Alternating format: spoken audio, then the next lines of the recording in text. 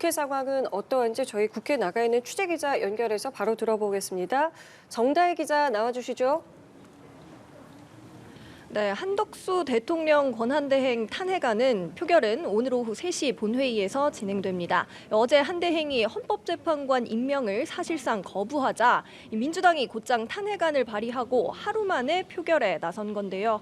탄핵안에 담긴 소추 사유는 내란 행위 공모 또는 묵인 방조, 헌법재판관 임명 거부 등 모두 5가지입니다.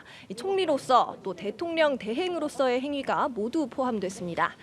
표결을 앞두고 관심이 쏠리는 건 탄핵 가결 요건입니다. 대통령 권한대행의 탄핵안 가결 정족수를 얼마로 볼 거냐를 두고 논란이 일고 있는데요. 민주당은 2명의 대통령은 없다며 총리 신분을 적용해야 한다는 입장입니다. 여기 따르면 재적의원 과반, 즉 151명만 찬성하면 됩니다.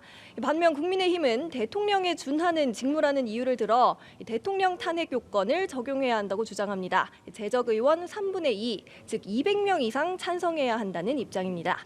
때문에 200표가 넘어 이론의 여지가 없이 가결되지 않는 이상 혼란은 이어질 걸로 예상되는데요. 결국 판단은 회의장에서 우원식 국회의장이 하게 됩니다.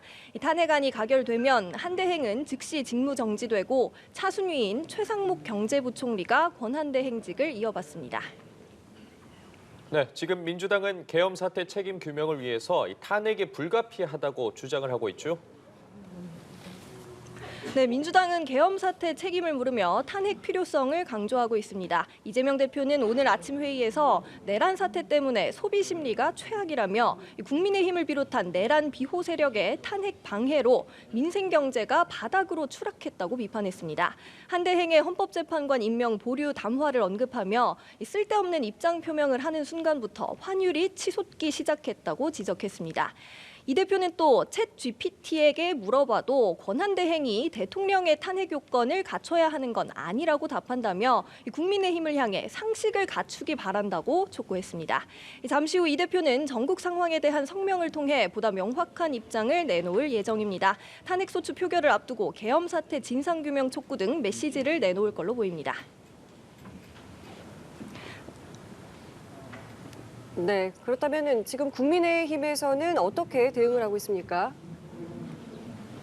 네, 국민의힘은 한대행 탄핵이 민생 탄핵이자 외교 탄핵이라며 탄핵안 철회를 촉구했습니다. 권성동 원내대표는 오전 회의에서 한대행 탄핵으로 환율, 물가, 수출 등 경제가 엄청난 타격을 받고 있으며 외교도 심대한 타격을 받을 것이라고 강조했습니다. 국정 혼란이 뻔한데도 탄핵을 남발하는 건 조기 대선을 유도해 이재명 사법 리스크를 덮어버리려는 속셈이라고 주장했습니다.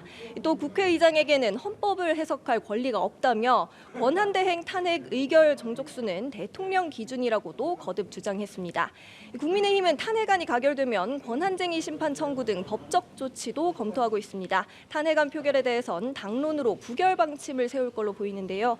어제 헌법재판관 임명안 표결 때도 당론과 달리 찬성표를 던진 의원이 4명이 나온 만큼 이탈표가 얼마나 나올지에도 관심이 쏠립니다. 지금까지 국회에서 전해드렸습니다.